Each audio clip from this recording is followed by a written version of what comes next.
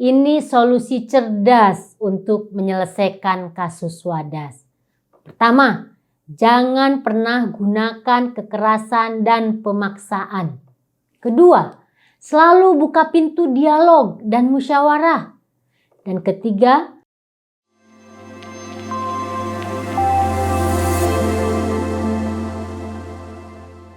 halo pemirsa Cokro TV, jumpa lagi bersama saya Nong Darol Mahmada. Wadas sedang panas. Demikian kesan yang kita terima dalam 3 hari terakhir ini, apalagi kalau kita ikuti di media sosial. Sampai-sampai ada tagar Save Wadas.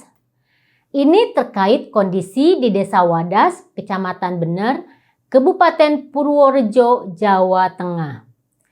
Dalam suasana panas seperti ini, kita jangan malah ikut memanas-manasi. Semua pihak mesti menahan diri. Saya mengajak untuk menenangkan diri. Apapun masalah yang dihadapi, seberat apapun bebannya, kita tidak boleh kehilangan pikiran yang jernih. Boleh kita diguncang emosi, tapi pikiran harus tetap awas dan enggak terprovokasi. Saya mengusulkan 3 langkah atau cara yang cerdas yang mungkin bisa menjadi solusi menangani kasus Wadas ini. Langkah pertama yang harus dilakukan adalah menghentikan segala bentuk kekerasan dan pemaksaan, baik kekerasan fisik di lapangan oleh semua pihak hingga kekerasan di media sosial. Karena kita melihat ada keterkaitan antara kekerasan di media sosial dengan kekerasan di lapangan. Media sosial bisa memicu provokasi di lapangan. Karena itu kita apresiasi Gubernur Jawa Tengah, Pak Ganjar Pranowo, yang meminta aparat kepolisian untuk melepaskan warga Wadas yang ditahan polisi. Dan syukur alhamdulillah 64 orang sudah dilepaskan. Dalam kesempatan itu, Pak Ganjar juga meminta maaf. Warga Wadas baik yang pro dan kontra terkait pembangunan waduk juga harus saling menahan diri. Baik warga yang telah setuju tanahnya dijual untuk penambangan batu andesit untuk bahan waduk atau yang tidak setuju, tahan dulu. Intinya jangan dulu ada aksi apapun sehingga akan memancing reaksi dari pihak satunya. Kalau mau ada gerakan, saat ini sebaiknya di dalam saja, ke internal. Aparat keamanan dan pemerintah juga mesti melakukan evaluasi dan investigasi internal. Cara-cara yang dilakukan oleh oknum aparat yang berada di media sosial dengan menggunakan kekerasan malah merugikan pihak yang setuju pembangunan waduk bener. Karena sebagus apapun tujuannya, semulia apapun cita-citanya, tapi kalau dengan cara-cara kekerasan dan pemaksaan, pasti hanya akan ditentang. Demikian pula pihak yang kontra. Tolong berhenti dulu memframing pembangunan waduk bener akan menjarah dan merampas lahan warga atau aparat menyerang warga yang ada di dalam masjid. Itu framing yang tidak benar dan bisa memancing konflik. Tidak ada yang namanya perampasan dan penjarahan lahan warga. Karena lahan yang terdampak akan memperoleh ganti untung, bukan ganti rugi.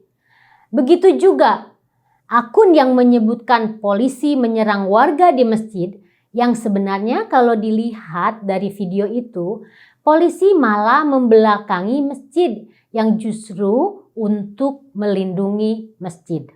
Langkah yang kedua, mengutamakan dialog, musyawarah, urun rembug. Kita ini masyarakat yang guyup. Kerukunan dan kebersamaan kuncinya ada di komunikasi bersama, berdialog. Artinya mempertemukan dua pihak, baik yang pro dan kontra untuk saling bicara. Jangan-jangan ada masalah salah paham, miskomunikasi. Ada pesan yang mungkin belum sampai secara lengkap. Jangan-jangan masih ada hal ihwal yang masih mengganjal. Namun karena belum dikeluarkan, belum dibicarakan, atau mungkin sudah dibicarakan tapi ada yang merasa tidak didengar, tiba-tiba ada kesan pemaksaan, akhirnya pecah konflik. Saya sangat yakin konflik itu terjadi karena ada komunikasi yang tersumbat atau mungkin aja ada yang sengaja menyumbat. Kekerasan terjadi karena jalan menuju dialog menjadi buntu. Untuk itu, tetap buka semua jalur dialog di semua pihak. Jangan pernah menutup dialog. Jangan pernah meremehkan musyawarah. Karena kalau sudah mampet akan bikin runyam suasana. Dalam dialog butuh kejernihan pikiran dan ketenangan perasaan. Cobalah tidak menutup jalur dialog, khususnya dialog juga dengan diri kita sendiri. Kalau sudah tenang dan jernih, marilah kita kembali ke pokok persoalan tentang mimpi besar dan tujuan membangun bendungan atau waduk yang bernama Waduk Bener ini. Dinamakan Waduk Bener karena berada di Kecamatan Bener, Kabupaten Purworejo. Waduk ini akan dibangun untuk kepentingan rakyat di sekelilingnya. Waduk Bener bukan untuk orang Jakarta, bukan untuk orang Semarang, tapi untuk kepentingan warga yang berada di sekitarnya. Tapi kenapa disebut proyek strategi nasional? Karena dananya dari APBN sebesar 2 triliun lebih.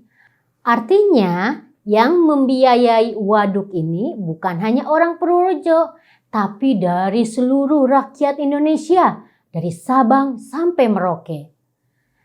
Tapi siapa yang akan mendapatkan manfaat? Tentu saja orang Purworejo khususnya dan sekitar Kabupaten Purworejo. Apa ini tidak enak?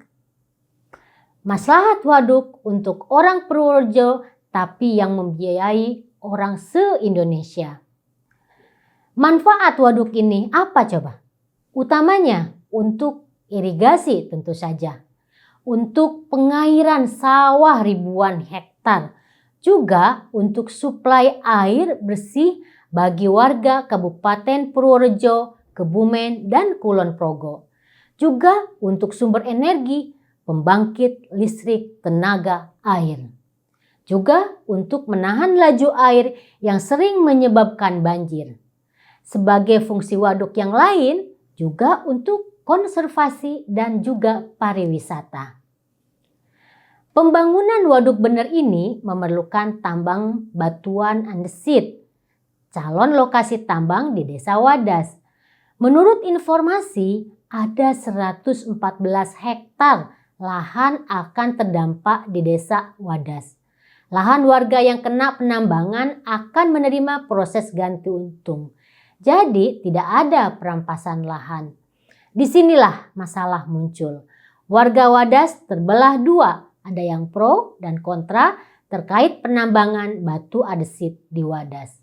Bagi yang pro, tidak masalah lahan mereka dijadikan penambangan batu karena lahannya dibeli di atas harga pasaran dan tujuannya untuk waduk demi kesejahteraan umum. Bagi yang kontra punya alasan tersendiri. Penambangan itu katanya disebut-sebut akan merusak lingkungan, sumber air di Wadas akan terancam. Pihak yang kontra mengorganisasi diri, menyerukan perlawanan. Isunya menolak penambangan batu andesit di Wadas. Isunya yang diangkat juga menyeramkan, tapi sebenarnya tidak benar bahwa ada perampasan lahan dan penjarahan. Padahal ini pembelian lahan bagi warga yang setuju lahannya dijadikan tambang batu andesit. Karena ada pro dan kontra, Komnas HAM turun tangan. Namun yang kontra tidak mau bertemu. Mereka telah bulat tekad menolak rencana penambangan batu andesit di Wadas. Pro dan kontra ini semakin memanas. Sementara pembangunan waduk harus dilaksanakan. Proyek sudah disetujui, dana sudah tersedia. Jangan sampai ini menjadi proyek mangkrak. Pihak pro pembangunan dikejar waktu. Ini proyek serius buat rakyat, bukan main-main. Saat juru ukur dari BPN, warga-warga Wadas yang setuju lahannya dijual bersama polisi datang, warga yang kontra menghadang. Terjadi hal yang kita sayangkan, pecah bentrokan. Seharusnya semua pihak kembali berdialog, bisa mengajak semua komponen masyarakat. Pernyataan sikap PBNU tentang kasus Wadas pada poin ketiga menarik kita cermati. Mendorong pemerintah pusat dan daerah untuk lebih meyakinkan masyarakat mengenai pentingnya proyek strategis nasional dan kemaslahatannya bagi masyarakat umum, serta memastikan tidak adanya potensi kerusakan lingkungan hidup dan sumber daya alam. Poin ini menjadi titik krusial dan tantangan bagi pemerintah, baik di pusat dan daerah, terkait pentingnya komunikasi dengan masyarakat. Kalau pihak yang pro dan kontra tidak ada titik temu, sementara pembangunan Waduk Bener tetap harus berlanjut karena demi kepentingan umum dan jangan sampai terjadi konflik, maka langkah yang ketiga bisa kita lakukan, yaitu toleransi. Masing-masing pihak saling toleran atas pilihannya masing-masing. Toleransi artinya saling menghormati atas pilihan orang lain. Bagi yang pro penjualan lahan di Wadas, harus toleran dan hormati pihak yang tidak mau menjual lahan. Demikian pula sebaliknya, pihak yang tidak mau menjual lahan juga harus hormati pihak yang mau jual lahannya untuk dijadikan penambangan batu andesit. Tidak perlu mengerahkan massa dan dukungan untuk menolak penambangan batu andesit di Wadas pada lahan-lahan yang sudah disetujui dan dijual oleh pemiliknya. Kalau dalam proses penambangan itu mengganggu dan merusak lahan-lahan yang sejak awal tidak setuju, barulah bisa diprotes. Saya kira ini solusi cerdas untuk menyelesaikan kasus Wadas. Pertama, jangan pernah gunakan kekerasan dan pemaksaan.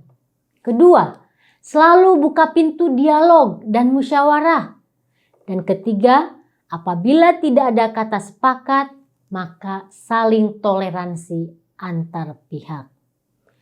Kita berharap Desa Wadas akan kondusif dan aman dan damai kembali. Terima kasih.